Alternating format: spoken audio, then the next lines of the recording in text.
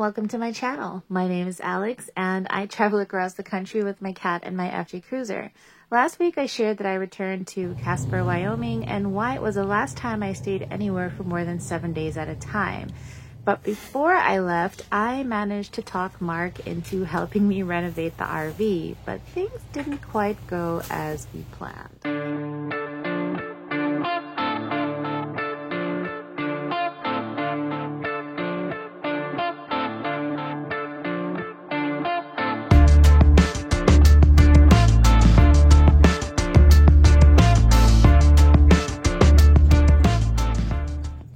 I mentioned before that when I RV in Casper, Wyoming, I'm usually parked at a friend's place. So usually I'm on errands, but she was away for the weekend.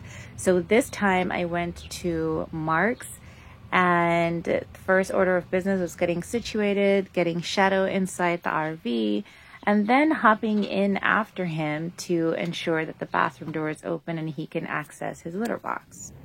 Then I borrowed Mark's hose to fill my tanks. Aside from the fact that Erin was away from the weekend, I had moved my RV to Mark's place so that we could get some painting done. So the first thing I did was start taking things out that were going to be in the way of us painting. The most convenient thing to get out first was my air fryer because I was starving and I wanted to make some pizza. It doubles as an oven, guys. I wasn't air frying the pizza. I had also ordered a Nature's Head composting toilet, which cost me $1,000. I don't know why they're all this expensive, but I love having it, and I think it was worth the investment. I then got my solar out, even though Mark let me plug up shortly afterward. And then I started emptying the trailer. Mark ended up having to do a job early that morning.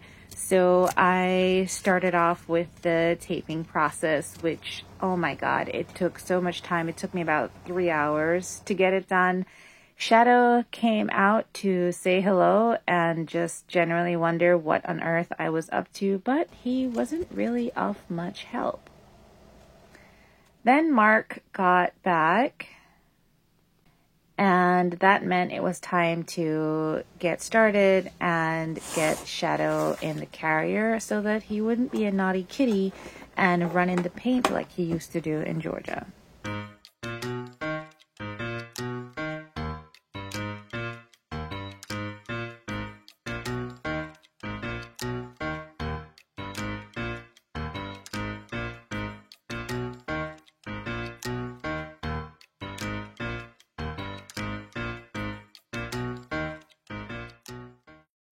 It was all going good until we decided to remove the painter's tape, and it just ripped right through that latex and it got worse and worse. So lucky for me, the wardrobe doors on either side of the bed survived. They did start to peel when I took the painter's tape off. However, those were the last sections that I pulled the paint off, so I realized the disaster that was possible, and so I was a lot more careful and had a strategy at that time.